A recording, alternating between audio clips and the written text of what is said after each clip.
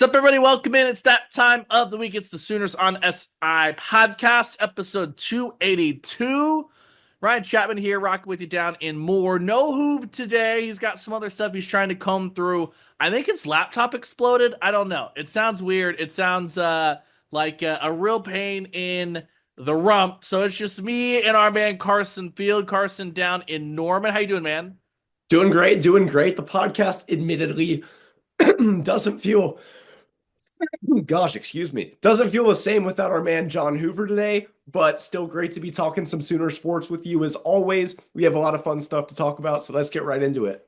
Yeah, you can tell there. I sound a little hoarse, little coughed in. Yeah. This weather, man, it does this all the time. When it goes like the February Oklahoma experience of 80 on one day, and then whatever this overcast fog, it kills me. It kills me. But we will dive in. Let's start on the football front per usual. This past weekend, gosh, it feels forever ago, man. Oklahoma made it official on Saturday, I believe. Uh, Bringing in Nate Dreiling to be the inside linebackers coach, Wes Goodwin coming on to be what in the olden times would be an analyst, but is now just an outside linebackers coach. And then Brent Venables, I guess the big confirmation here, Carson, he is going to call the defense. So this is kind of where we left off last week. It's kind of what we thought it was going to be. But now that it's buttoned up, made official, you got that. You got Ben Arbuckle's contract rubber stamped. It's go time here. It feels like for spring football. Yeah, it's just nice for them, I feel like, to get some clarity on the matter. I felt like this search took a very long time, longer than a month, obviously, since Ali had left. Obviously, the fan base at one point convinced that Jim Knowles was going to step in. That didn't happen. People were saying Goodwin might get the job altogether and call the defensive plays. There were some other names thrown around. Sounds like it's going to be kind of a team effort between the linebackers coaches, Brent, which I don't think is a bad thing at all, especially considering Brent Venables is history with defense. He was obviously such a good leader of the Clemson defense in his almost a decade with the Tigers, led them to a national championship there. So I think as far as Brent Venables, there's still a lot unproven about his head coaching. I mean, only 3 seasons. It hasn't been the tenure that OU fans want at this point. He knows his defense, though. I think getting two proven position coaches at linebacker, one inside, one outside, I think that's a pretty good recipe for success. Yeah, it should be comfortable. I know you weren't here for the Brent Venables Ted Roof brain trust that experience, but it was always like the question of how much is Ted Roof doing on Saturdays versus Brent Venables.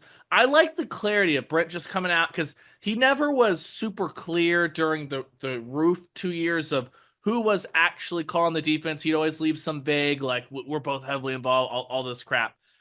Just let Brent call it. Like if you're not going to get Jim Knowles, Brent Venables also one of the absolute best defensive coordinators in college football.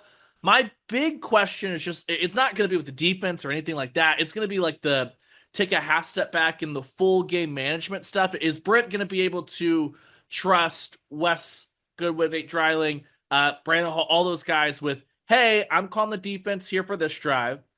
I saw that this adjustment needs to be made, something with the linebackers. Because in year one, there were times that Brent Venables himself would have to scurry over real quick, get on the whiteboard, make the quick fix, do that thing. In year two, you didn't see that as much, even though there was still the like tug and pull of how much is Brent doing on a Saturday or not. I kind of like I would imagine by year four, all those guys should be comfortable with making those adjustments when Venables hands them down, which you would hope would mean he will be able to stay on top of the game management, timeouts, stuff like that. I also would imagine instead of Brent Venables maybe overruling Ted Roof or something like that, him just being like, I want to run this play, you should streamline that thing. So got no issue there on that side of things. Just a couple years ago, it was Matt Wells who helped him with some of the game management as an analyst. I wonder if there's a corresponding move of someone that's brought in like that isn't given the title of a linebackers coach or something, but just someone else that has some elsewhere head coaching experience, or just the guy that we saw throughout the college football playoff. You had Marcus Freeman's analytics guy, right, that was standing right by him. I wonder if Brett ends up with just like a timeout analytics guy, something quite like that, which we see all over football. NFL sidelines have that. It's just that is my only question, not on the Brent Venables defense part. It's just the Brent Venables also have to be the head coach, the game management stuff, if that can be streamlined as well. Yeah, no, I think that's interesting you bring that up. The analyst, that is one of the most like interesting roles in my opinion in all of college football. Because usually it's not totally specified what the said analyst does, Yeah. but usually it's someone with a lot of experience in the game. I mean, crap, Steve Sarkisian, he was an analyst for Bama, I guess, before he got the Texas job. So many former head coaches have done that and then made their return one day to head coaching. Um, so they could potentially get somebody on the defensive side, a former coach or someone along those lines to help out with the defense. That could be a great addition. But even not getting that far ahead, I think just for the players' sake, I mean, with so many new guys coming in for their defense, both recruits, transfer, stuff like that, it's got to be nice for them to have like, okay, these are our linebackers coaches. Brent's going to be calling the defensive plays. Now we know how this is going to look. So that's got to at least be a nice feeling of relief for them. Yeah, and I wonder too, like if there's just someone that you trust that in the scrimmage stuff, they don't even have to be like a former head coach. That it's just like your whole job's to watch the clock, and I want to use these timeouts like this, and that, and then you just be the person that's also like, hey, you're in timeout territory. Keep an eye on it. Stuff like that could be as simple as that. So we shall see. It's kind of a weird week right now because in the olden days. We would have been as busy as could be this week with National Signing Day coming and going yesterday for Oklahoma, much like many schools across the country, they got all their business done, dusted, not having to worry about anything yesterday, which kind of leads us to what's next. They're in the middle of winter workouts. Believe that a month from today is when spring practice is supposed to get going, March 6th, somewhere in there. So not able to get on the field and do any install stuff like that. It's mat drills and meetings. But when they kind of get onto the field, not that we're going to be able to view a ton of practice and stuff like that. That'd be great, but we just don't get that. It's Fort Knox over there. When you've been doing all of our transfer talk stuff for a great deal of it, Carson, over at Oklahoma Sooners on SI.com. If you missed any of it, it's the series we're running right now. You and who talking to about the OU transfers that are coming in, talking to the people that covered them, who know them, who watched every snap, their whole story, stuff like that. As you've gone through this, I know that everyone is very excited, intrigued, juiced, all the things to see John Mateer, the quarterback. He's obviously going to have a ton of load on his shoulders because he is the quarterback in Oklahoma. But as you've talked about some of these other guys, the non-Mateer division, I'd say. What are some of the guys that you kind of are really looking forward to getting some eyeballs on, maybe talking to in person to see if they could have a big time impact this year for the Sooners? Yeah, I mean, there are plenty of guys on this list, both sides of the ball, that I think should be exciting for Sooners fans. But I think the receiving group that really stands out. You look at guys like Giovanni Gibson at Arkansas Pine Bluff. Everybody that I talked to that covered him, worked on staff there, they spoke very highly, and they think he's going to be one of the better receivers in the SEC. Obviously, it's a very different skill level in the SWAC than the SEC, but heck of a season this past year for a not very good team. A lot of big playmaking ability there. Isaiah Sategna from Arkansas had a good year for the Razorbacks this year. I've heard good things about him. People are saying that there are still areas that he needs to grow, but once he does, he's going to fit in really well with this offense. Um, some of the specialists are interesting too, especially Jacob Ulrich, punter from Kennesaw State. He'll, of course, replace Luke Elzinga, the punter for OU this past year.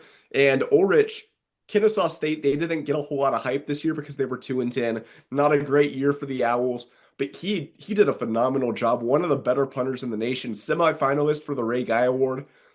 One of the reporters I talked to about him said that he has potential to win that award one day. Who knows if that'll come true, but that's pretty high praise.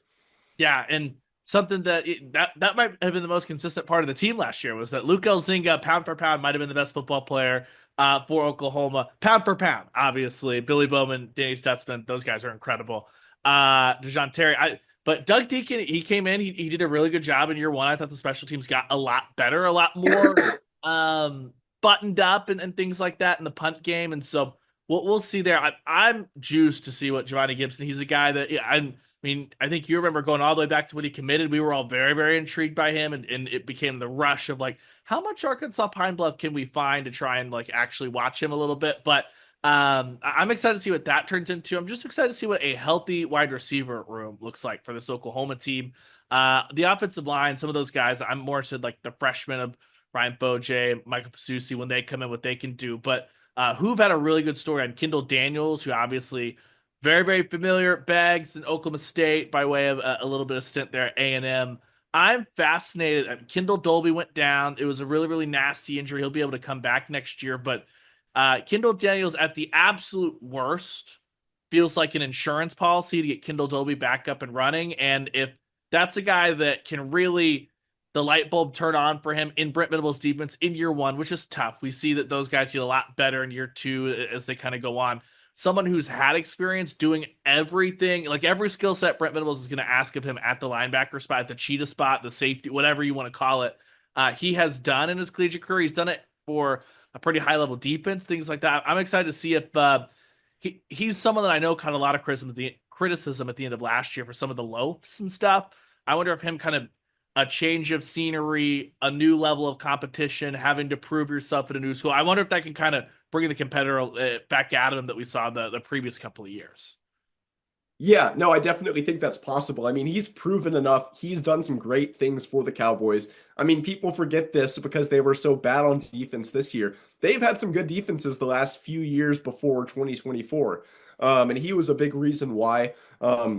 One of their kind of ball hawk players, one of their leading tacklers, a lot of different ways that he can hurt opposing offenses.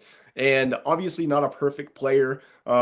Was on a defense that very much, like I said, struggled in 2024. But you've got to like that ad from a lot of different perspectives. One, getting a local guy from Oklahoma, loves the state, even if it's going from one rival to the other. And then just someone that has done it at a power four level, put up some really good numbers for the in-state rival.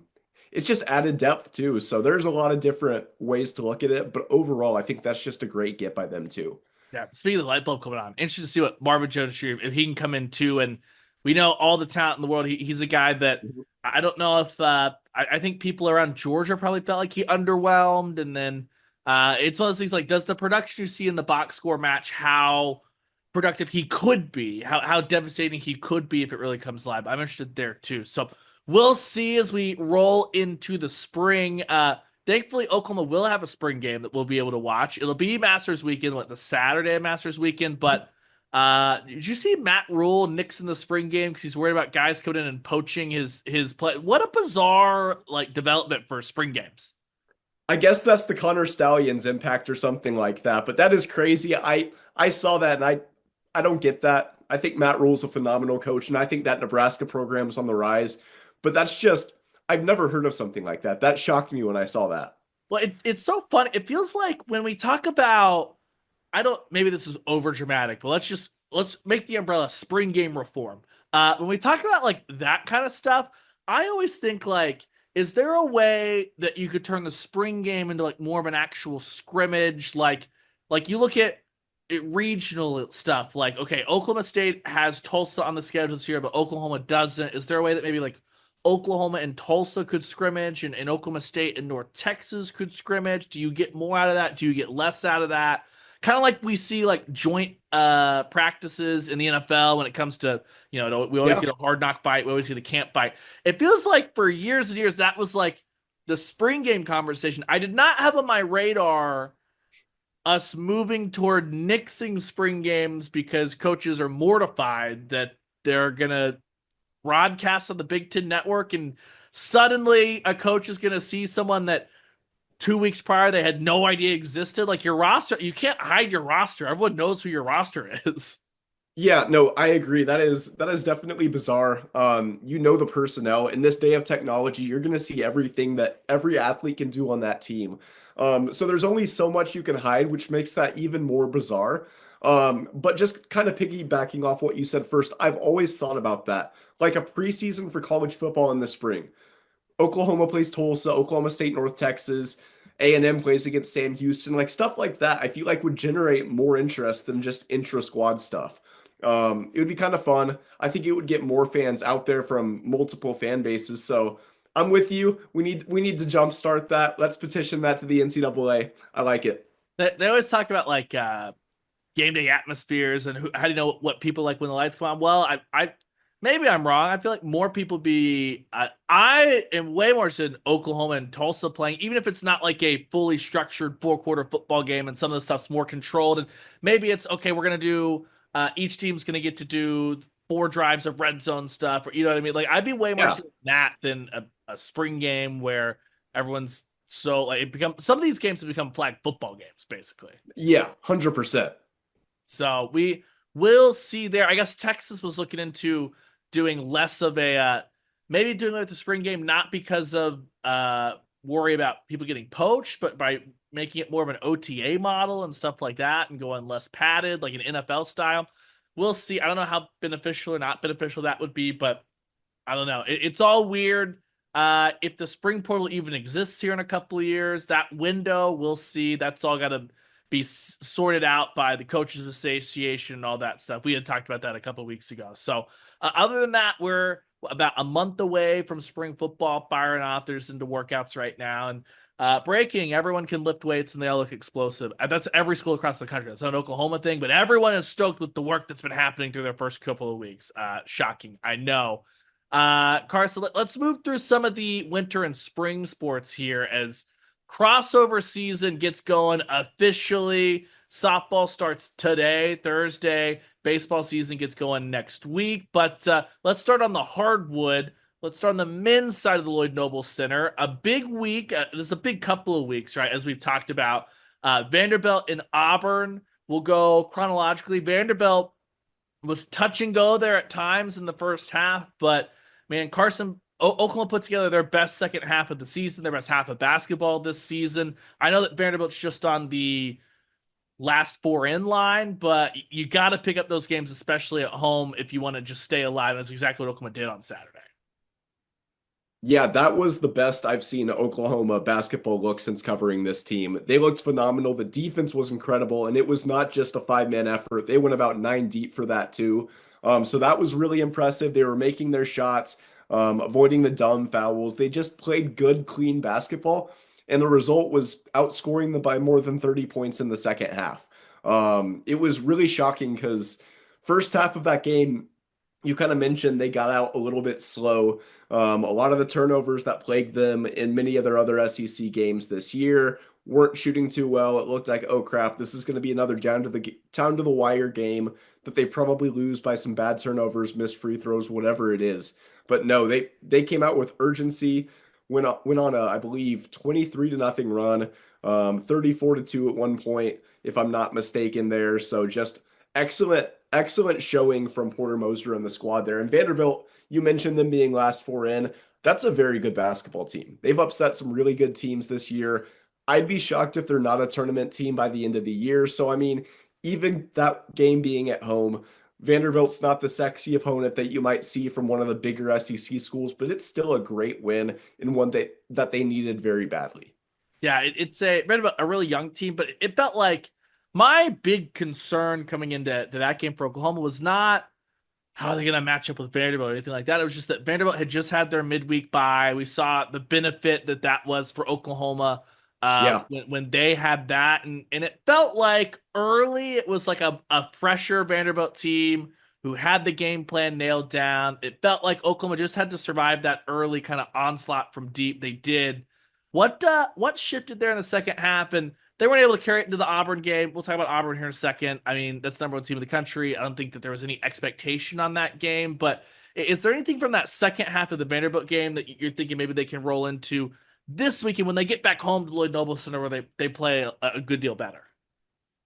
Well, I think part of it is they realized that this was one of the only games in the SEC where they're not going to have a big disadvantage size-wise.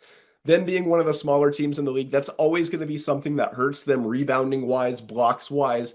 That really wasn't the case against Vanderbilt. As good as Vanderbilt is, they're not a huge team, and they realize they can kind of play some bully ball. They have the size compared to Vanderbilt to do so. They looked good in the paint. This is the best rebounding I've seen from them all year. Like I mentioned, their defense was phenomenal. Some great defensive performances from Dayton Forsyth. He's really come into his own lately.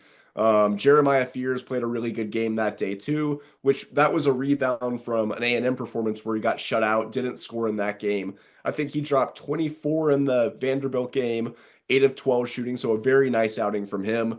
And it was just every player that was playing well. There wasn't one unit lacking behind. Everyone was doing well. Sam Godwin, who's really struggled in conference play, he looked good. Duke Miles, same thing. Kobe Elvis, same thing. So really, everyone I felt like was just playing together, weren't causing many turnovers, anything like that. It was just good, clean basketball. An area that they didn't have a size advantage would have been as they headed down to the plains to take on Auburn. What did anyone expect? Auburn's really good. They also are really beefy down low, which is Oklahoma's biggest weakness. So you take the number one team in the country at home. Their strength is Oklahoma's weakness. I was stunned that Oklahoma was even just down by 10 in the first half, and like Auburn just doesn't have those scoring lulls. And I don't know if the game for 25, 30 minutes was as bad as like the final score indicated, but there was never a moment where I felt like Oklahoma was really in the game. And that's not like a knock on Oklahoma. Like that's just what Auburn's done to a lot of teams this year. No, it totally is. I actually thought the first half went about as well as it could have for Oklahoma. Part of me thought that they might be down like 5 points at halftime. Like they played competent basketball. They didn't totally get embarrassed. Obviously, the blocks and steals were big disparities in that game. Part of that being due to Auburn's size and athleticism down low. They really did bully them in the paint in both the first and the second half. Second half, especially, you saw that they went on their huge run, ended up winning by about 30 points. Don't remember the exact final, but it was ugly in the second half. But that's to be expected. I wrote about this. It's not a make or break game. Nobody expected Oklahoma to win this game. They were 17-point dogs in this one. So I mean, you wanted to see a closer showing. You thought after the first half they might make it at least interesting. They didn't. But in the grand scheme of things, a loss still counts the same if it's by 2 points or 30 points when it comes to net rankings, tournament selection committee, especially against the best team in the country. Yeah, I mean, my internal checklist was if Oklahoma was going to pull like an upset, they needed four things. You need a good first and second half from Jalen Moore. Can't just get one. After he got his T in the first half, he totally just like became a non-factor. You needed Michigan or Arizona, that version of Jeremiah Fears. Didn't get it. You needed Bryson Goodine to get hypnotized and think that Auburn was Texas A&M. Didn't get it. And you needed to hit probably like 12 to 13 threes. And I think they hit 7 or 8. It was just one of those things of everything has to go right. And then you might not even win then. So I actually liked how they handled the atmosphere in the first half. I thought that was like a positive, especially with how we saw the Alabama and Georgia games go earlier this year. I thought that was like a really big positive. And like you said, I mean, you had to win the Vanderbilt game so that the Auburn game isn't a situation where you're like, well, we got to get one back and it has to be in the toughest spot of the year. Like it just wasn't going to happen. Got to hold serve at home and try to target like Missouri on the road or so. Like they're good. They're really good, but they're not like this overwhelming Auburn team for at least what Oklahoma is right now. Yeah, no, totally. I think if I had to make a bet, I'm not a betting man, but if I had to make a bet on one team to win the national championship at this point, it's probably the Auburn Tigers. I think they're the most complete team in the country. That offense is just hard to beat. They're great defensively too. So I just think they're an all-around weapon. A lot of size, a lot of athleticism. Like you said, I really do think that first half was positive. They didn't look overwhelmed by a very hostile atmosphere, a team that on paper is so much better than them. Obviously, that showed up in the final score, but first half wise, they looked solid. Jeremiah Fears, it didn't help that he had a freshman game. Moore kind of shut down after a kind of hot start. So there's a lot they can learn from that game, though, I feel like, before they face Tennessee. As of the updated bracketology today, Oklahoma is totally off. I wouldn't say they're off the bubble, but if you talk about the 8 teams on the right side, the 8 teams on the wrong side, the last 8 in, the first 8 out, they're in neither of those. They're clear of that. We will see. They host Tennessee 11 a.m. Saturday. This one is a big one. This Tennessee team is not, they're really, really, really good, but it's not like insurmountable like I feel like Auburn kind of is. Ziegler's been banged up a little bit. He obviously missed the midweek contest, or excuse me, the weekend contest against Florida. Was back in the swing of things last night against Mizzou, and Tennessee kind of outlasted that. We've seen Tennessee be unconscious from deep. We've also seen Tennessee miss, I think it was like 14 threes in the last 4 minutes against Kentucky, which was kind of puzzling because it was like a 2 point game. This is one that would be a really, really, really crucial win for Oklahoma to put in the back pocket because I don't think they're like safe and firmly in the tournament or anything like that. Like it's going to shift and slide. But what are you looking at this weekend as far as what does Oklahoma have to do to give themselves a shot with 3 minutes left to beat this Tennessee team? Well, anytime you're playing a team as good as Tennessee, you have to control the ball. That is something that in most of their SEC losses, that's plagued them. 18 or more turnovers in, I think, 4 games at this point in the SEC. That can't happen if you want to win any game in the SEC, especially a team like Tennessee. So they've got to take care of the ball. Jeremiah Fears, a lot of that starts with him being the point guard. That's an area that he's definitely gotten a little bit of a reality check since conference play began. Not to say that he still hasn't had an awesome year because he definitely has. He has been a standout for this team, a lot of NBA potential there. But that has been one issue for him lately, and he needs to shore that up against a great team like Tennessee. Obviously, it's not just a one-man thing, though. A lot of players have turned the ball over in these losses. So that's a big thing. Rebounding, you just have to make the gap close. You're not going to out-rebound Tennessee, most likely. Just make sure it's not embarrassing. And honestly, Auburn, I think Auburn out rebounded them by 10, which is not where you want to be. But compared to the A&M game where they got out rebounded 47-19, that's a lot better than that. So if they can do similar to that, I think they might be in a position to win. And then also this, not on the team, Oklahoma needs to support their squad. They're playing a top 5 team. The Lloyd Noble attendance has not been great this year. Fans need to be in the building, get a rocking atmosphere. The crowd really got into it second half in the Vanderbilt game. That was the loudest I've ever seen the Lloyd Noble Center. So make it a tough place to play for Rick Barnes and his squad, and maybe it could be an interesting game. Don't know if you're gonna get that 11 a.m. Not like the best time on a Saturday. Also, every time Porter's got a crowd, they've absolutely sucked. So I think there's a lot of fans that are like, "Yeah, we all showed up last year and you fell on your face multiple times." I have said this before. I'll say I on the radio. I don't blame any OU fan that doesn't go to the Lloyd Noble Center to watch this team play. I think they're a waste of time. Like they every time they're in a spot like that, they show that they can't hack it and. We'll see. This is like a big one. If they don't beat this one, I'm firmly back into like, yeah, I don't think that there's enough games left that they're going to be able to win, but we'll see. It would require them to do something that they can't, which is play some sort of consistency the rest of the way. It's like they're not. It's like they're an awful team, but I still haven't seen like Jeremiah Pierce is still riding the roller coaster, and while that's a lot of pressure to put on a reclassified true freshman it's the spot that they're in because you got some, I guess, nice minutes from Kobe Elvis late. I guess he's still trying to get acclimated, but I don't really see a ton of light at the end of the tunnel for this squad. We'll see. 11 a.m. You beat Tennessee, it could change real quick. Yeah, no, it's interesting. I think that they're a little bit closer to the bubble than the bracketologists maybe think at this point, just because of how difficult the schedule is the rest of the way. They have 16 wins at this point, but I think if they get to 20, I think they make the tournament. I think their resume, they'll have 7 conference wins at that point, 13 wins in the non-conference with 6 against power opponents.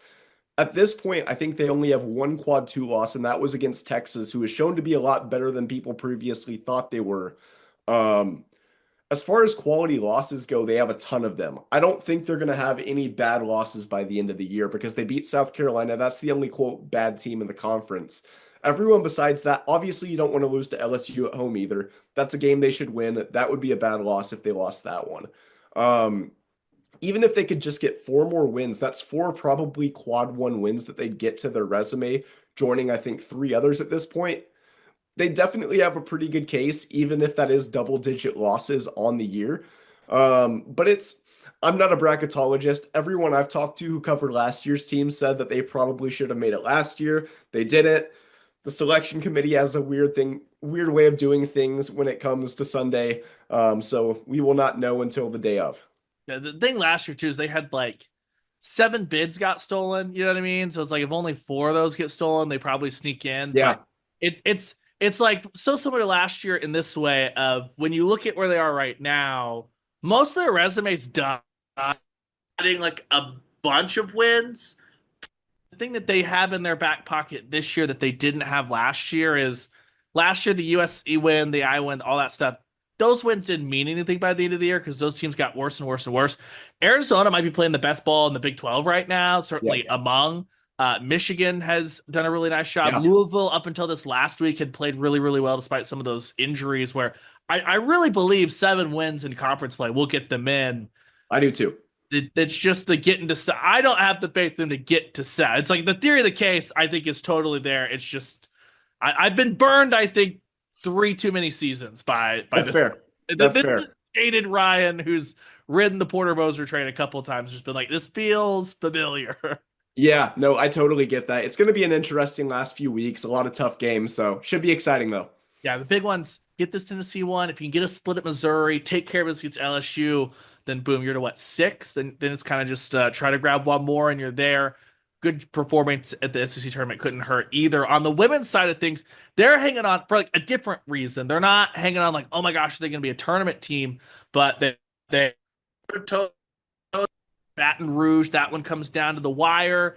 They're down by 24 at one point in the third quarter. Fire all the way back. Go down by one with the minute and a half left, but can't get that thing done. And then Kentucky, they were out there at the Lloyd Noble Center, a top 13 battle at the time. And you're thinking, okay, Kentucky is shooting lights out. What's going to happen here? Oklahoma claws back, gets it down by one right at a halftime. But Georgia Moore just absolutely throttled Oklahoma, 43 points for the vet. She was on fire. And for OU, it's not like the conversation of in the tournament, out of the tournament. The conversation is, can they hang on to that 4 seed and host the first 2 weekends? Or is it going to be like the last 2 years where they were the 5 seed and one of the top 5 seeds, but they're going to have to hit the road? You look at it, and unfortunately for OU, their two best wins of the non conference, Louisville and Michigan, those two teams are now, they've fallen out of the top 25. And Mississippi State was a bad loss, but you look at elsewhere. South Carolina, Texas, LSU, those are all top 10 losses. Kentucky has flirted between like 9 to 14 all year long. It's like none of those losses are bad losses by any means, but they're kind of running out of big marquee moments to add. And if they get on that, hey, are you a 4, are you a 5? Right now, there's not a lot of like wins, but two ranked matchups left, one against Vanderbilt, one against Alabama. Tonight, Thursday, they're on the road at Ole Miss. I'd rank that like the third most difficult game remaining. First off, road game, but Ole Miss is a team that's kind of receiving votes. They've bounced around like 22 to, if we like pull the poll out unofficially, like 22 to like 35, that kind of thing. So we'll see here if Jenny Browncheck and this crew, they need to get Skylar Van going. Got to find a way. They've made one lineup change already, putting Raina Scott in for Nevaeh Tot.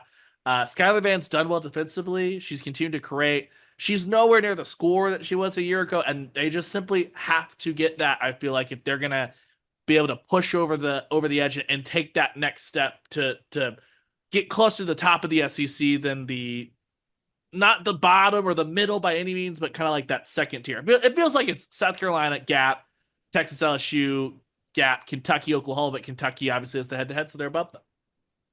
Yeah, one thing I want to ask, I know that turnovers were a big struggle early in the conference season. Has that been fixed pretty well? It's gotten better. I don't know if it's like fully fixed. It's also like they play so up tempo that there's always It's gonna gonna be happen, yeah. it's going to be skewed a little bit, but part of the stuff that Ginny's talked about is if they're being aggressive, making things happen, and a turnover happens, like you don't want any turnovers ever, but that's one that you can kind of live with. It's been some of the entry passes and stuff like that. And I hate to hammer somebody, but like Nevaeh Tot, I feel like was the number one kind of aggressor of a bunch of that stuff. And Raina Scott has come in. I think she's kind of like calmed things down initially. If it were me, I might see like Skylar Van's a former 6 man of the year.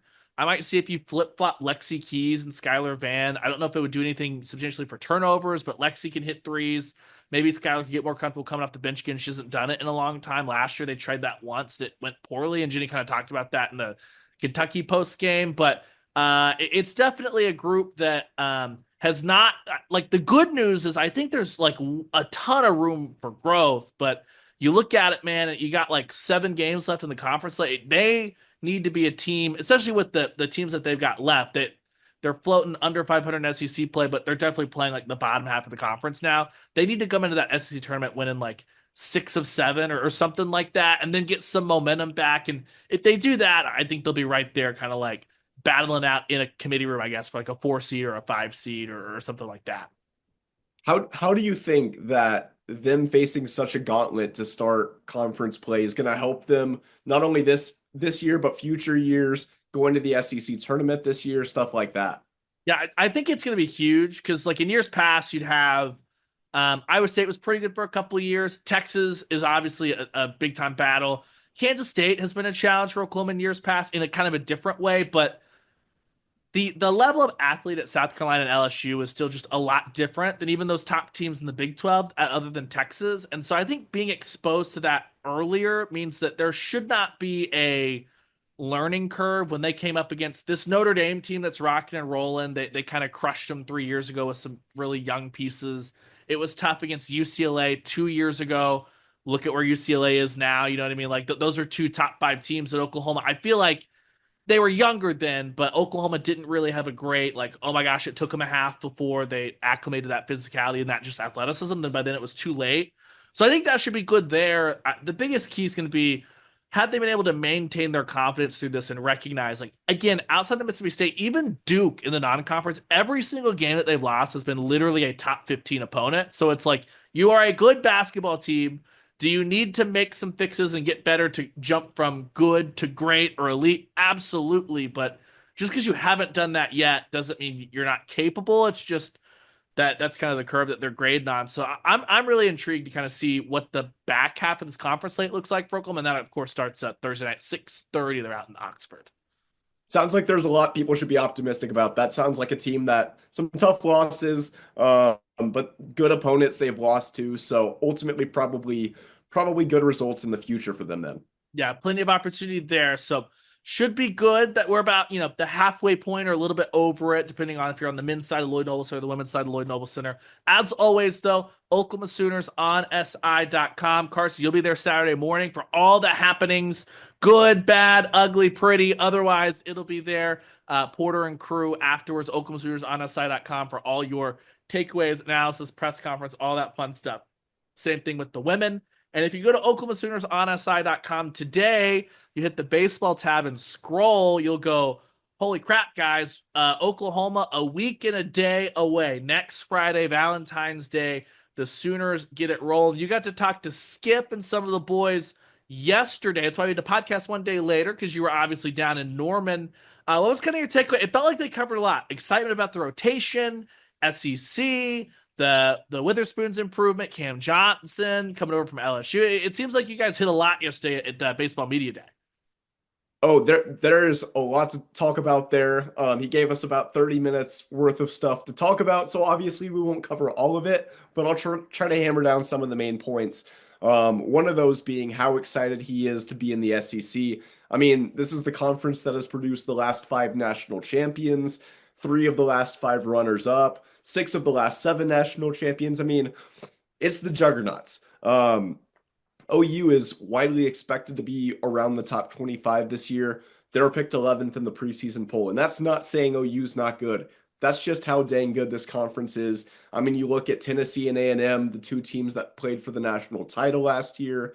Florida's going to be really good. LSU is always really good. Vanderbilt, same thing. So, I mean, there's so many kind of blue bloods of college baseball in this conference, like there is in football, obviously, a lot of the other sports that the SEC is so good at.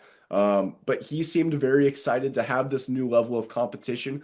Obviously, some good programs in the Big 12. They played with Texas for years. Texas has definitely been a strong program for both of our lifetimes. Um, but it means more. That's what people in this conference will tell you. But it kind of does in baseball. It's a heck of a conference, and I think that's going to be fun. Just seeing some of these blue bloods in baseball come to the L. Dale Mitchell field and just play against the Sooners. That should be able to get some good turnouts from fans, students, stuff like that. Kind of join what Skip said, that it's kind of like a football atmosphere in a baseball arena. That's the analogy he put in the SEC. Obviously, they don't have the facilities of Alex Box Stadium at LSU, Olsen Field at A&M, but getting to be in that same thing, hopefully get some of the turnouts that those schools get. He's excited to see where this program goes. But more from a personnel standpoint, the main thing that he first led off with was about his pitching staff, That's the most experienced group. The Witherspoon brothers, they come in with very high hopes. Both played with Team USA this past summer, played in the Cape Cod Baseball League. And it's not just those two, a really good bullpen. They think it's going to be one of the deeper bullpens in the SEC. Offense, that's something that there's a lot to be seen, I feel like. And Skip admitted that. But talking to the Witherspoons, they think that there's a lot of people that are tough outs that they admitted they have not really enjoyed pitching to all that much because of their slugging ability. So they're confident that they're going to have a strong offense that is going to keep them competitive in the best conference in college baseball. Yeah, you look at a really really deep starting rotation. If you just look across some of the national previews, SEC previews, stuff like that, you keep seeing top end rotation could be an Omaha dark horse if everything comes together offensively. They're replacing so much, but you look at Easton Carmichael or Jackson Willits as far as guys in the field, guys in that offense, walk that are kind of coming back to step up into a bigger role as leaders. And the other thing too with how they play is they're they have such a like firm offensive identity of they're going to run, they're going to steal, they're going to take extra bases, stuff like that. That to be a true like threat at the very very top of college baseball, do you need to hit a bunch of home runs? Yeah, obviously. Like you need to have that kind of offense, but until Oklahoma is able to get everyone acclimated and really settle in 1 through 9 what they want to do, it feels like you blend that rotation with the kind of pressure that Oklahoma's offense puts on opposing pitchers and defenses once they get anybody on. It should be a pretty comfortable ramping up process. And much like we'll see with softball, like, I mean, it's a who's who of former national champions recent that are like coming to Norman this year to play at Eldell. So you've got a really big weekend, that second weekend, but hope you're hoping for a pretty steady build into the season. You feel like from a schedule standpoint for the baseball side of life. I do like how they built the schedule quite a bit. I mean, they start the year with Lehigh. That should, by all measures, be a sweep. Obviously, crazier things have happened before, but that should be a sweep for the Sooners. Then they play in Round Rock. They play against teams like Oregon State, Minnesota, and Virginia. Oregon State, obviously, one of the most storied programs in all of college baseball. Virginia, perennial contender in the ACC. They also play non conference games against Oklahoma State, Dallas Baptist, Oral Roberts, all three of those good programs in this day and age. And then obviously that kind of leads up to SEC play, which they get to host a lot of their harder games, which does work in their favor. I believe they host LSU. I don't have the schedule in front of me, so forgive me. But it seemed like some of their quote easier. There really isn't an Right. easy schedule. Grading on a Yeah, curve for sure. but they play Missouri, who was picked to finish last. That's one of their road series. South Carolina not picked as high. That's one of their road series. Some of the recent champions that they play are at the L. Mitchell, so that's good. So I like the way that this schedule is drawn up. I looked at some of the other draws in the league. LSU and A&M's. I saw those, and those both looked like total gauntlets. Worst draws as far as road versus home. So I think Oklahoma's. I mean, there's never an easy schedule in this league, but I think this is one that really sets them up for a pretty good year in their first year in the conference. Something they were so good at last year. I know it's gonna be so different. Was they just that team just felt like it didn't get swept a whole lot, and they had a really weird year last year. They played like 6 conference doubleheaders because of weather that kept pushing stuff to Sunday doubleheaders and stuff like that. And it was a really resilient group. Should be deeper there on the front line rotation. They got a ton of different arms out of the pen. So really excited to see what that looks like. That gets going, like we said, next Friday, that Lehigh series in Norman. Today, Thursday, the softball team, Patty Gasso and crew, they start their 6 game swing to open up life. 2 on Thursday. They'll open against Cal State Northridge. That's at 5:30 on Thursday. Then they'll close with San Diego State. Friday, they'll go play Cal Baptist and Cal State Fullerton. Saturday, they got a game against Loyola Marymount. And then Sunday, they'll close with Long Beach State. Got to talk with Patty last Saturday, and she used the words rejuvenated as far as her finally getting to coach again. She's talked about this a lot, but with 10 seniors that have been through it and all that stuff, she was almost playing like psychologist as much as softball coach. Now she's getting to work with that, and Oklahoma has been known for power, been known for setting home run records. They're not going to run away from hitting home runs and hitting the long ball, but the first group of Patty teams, especially the mid 2010s, that 2012 team, stuff like that, had slappers, they could run. Patty was in her card, hitting runs, taking extra bases, stuff like that. Between Abby Dayton and Ilana Agbayani, and even Ella Parker, who was your most prolific freshman stolen base caliber type player since Jada Coleman. I think Patty's gonna be really, really excited to. It's gonna get back to a little bit of the chess match as opposed to just. There were times, man, the last 3 or 4 years that she would always talk about, I want to do a hit and run, and say we move the runner over, and then Tiara Jennings steps up and hits a home run, and went from a 2-run shot to what could have been 3 or 4 if there were more runners on the base pass, and all. And she's like, then I just get in my head, and in the end, she just be like, I just swing away, type stuff like that. So I'm excited to see what the offense looks like, man, because you're looking at a bunch of new pieces and a bunch of young pieces stepping up into a much bigger role. Yeah, yeah, no, there's obviously always so much interest in this team. I'm so interested to see how they adjust to their first year in the SEC. I know that this conference is traditionally strong. Obviously, Texas coming with them, they were the number one overall seed last year, lost to OU in the Women's College World Series final. A&M lost to Texas by 1 run in the Super Regionals in the game three, so they're obviously very good. Georgia, Florida, Tennessee, those are all traditionally very good programs. Is the conference supposed to be that strong again this year? Yeah, you're looking at your consensus top three is in some order Florida and Texas, which I liken where Oklahoma's at this year is kind of where Texas was 2 years ago, which was a bunch of freshmen and they came in and like gangbusters, they immediately rocked and rolled it. And some will say that they didn't overachieve. I think that with how many freshmen they relied on, they were a little bit of a surprise. I thought they'd be supers good. I didn't know if they'd be OKC good. They obviously finished in the Women's College World Series. Florida a year ago, a ton of those freshmen, one of the biggest, most talented freshman classes we've seen. They almost knocked Oklahoma out of the dang thing themselves. So you got Florida and Texas there, either one or two. The SEC coaches had Texas at one. A lot of the other places have Florida at one, Oklahoma at three. All of that, I think, just because a lot of respect for Oklahoma. Texas and Florida are just like a year or two ahead of what this Oklahoma team is at. But you look around, Tennessee is going to be right up there again. In a weird way, LSU and Georgia don't maybe have some of the preseason expectations that have been put on them in the last couple of years. Like they're still going to be really good, but maybe a year as going back to being more dark horse than like, is this the year they break through and get to Oklahoma City? That'll be huge. Then like Alabama brought in a really nice transfer class. You got some really talented freshman classes at Arkansas that they're excellent. It's just going to be a bunch of new faces. It's hard to kind of project coming in, but you would assume that by the time this year is over, it's going to be that field just like on the baseball side of things. That is what they say in SEC country. It's a super regional every weekend, right? It's going to be that way for baseball, that way for softball, and I think we're going to be treated to one of the most fun springs around here with the sprint to the tournament for both basketball teams opening up right like Selection Sunday coming right around when SEC plays hitting full swing, and it's going to be a really really busy just parking lot out there at the Lloyd Noble Center between Eldell, Loves Field, and the LNC.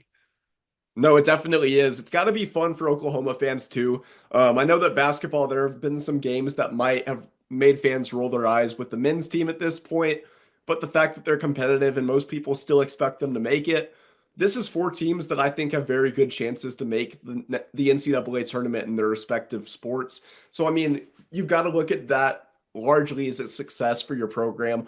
Obviously, that's expected with softball and women's basketball with the histories that OU has there. But baseball, I feel like this program's really gotten better the last few years. Men's basketball, this could be Porter's first year making the tournament. I feel like there is so much positive stuff going on that it's fun to be a reporter. It would be even more fun to be a Sooners fan. So I hope anyone watching this goes to the games. If you see us out there, say hello. So yeah. Yeah, looking forward to especially the baseball stuff. You look at like Skip's last 5 years. You go back to the 2020 season when that shut down. Oklahoma was playing as good as baseball as anybody. That wasn't like a whispering, could they make it to Omaha? They were like one of the favorites. Then you get a couple years later, they do make it all the way to the Champ Series that against Ole Miss last year, hosting a regional in Norman for the first time in over a decade. I mean, you got that going. You got 4 straight national championships just a little bit farther along. throw it down there. It should be a ton of fun. And Oklahoma Sooners on SI.com is the place for all of our coverage. It's totally free. Don't need to pop anything in. All the videos, all the game coverage, all the time over there at Sooners on SI, Oklahoma Sooners on SI.com, as well as gymnastics. They're rock and rolling. They got a top 8 meet. Women's gym does OUV Kentucky. That one is on Friday, 7:45 at the LNC. But everything is rocking and rolling. And this was like the quote unquote down period as we ramp straight back up in. Spring football is going to be firing in full swing here before you know it, and we'll be back in the mix of all that crossover season. It's tiring, but it's fun. It's incredible. So should be a bunch of fun. Carson, my man, thank you for coming along with me today. I know without Hoove, and hey, if you want, just hey, you guys have thrown out a lot of websites, stuff like that. Here's the easiest thing to do: go to X, Twitter, whatever the hell. At Sooners on SI, follow that. At Johnny Hoover, that's the boss man. I'm at _ Ryan Chapman. Carson is at Carson D Field. You can get all of our work, follow along all spring long. But Carson, have we missed anything? Have we covered all of our bases here on this Thursday? I think we got it all. I'm glad Beautiful. you stressed how exciting this time is. Softball, I'm excited to fill in for you next week with some of those games. Just see what this program's about. I love watching good, high quality softball teams. Like I mentioned on last week's pod, used to cover the ASU team when I was a student there. Made a trip with them to the WCWS, so that was a blast. Obviously, baseball getting started next week too. So this is just such an exciting time. So I am excited to be a little bit dealing with more of a chaotic schedule. Yeah, you'll have the entirety of the opening weekends at Love's Field. So Yep. buckle up, my friend. I'm throwing you like 8 games. Hey, congratulations.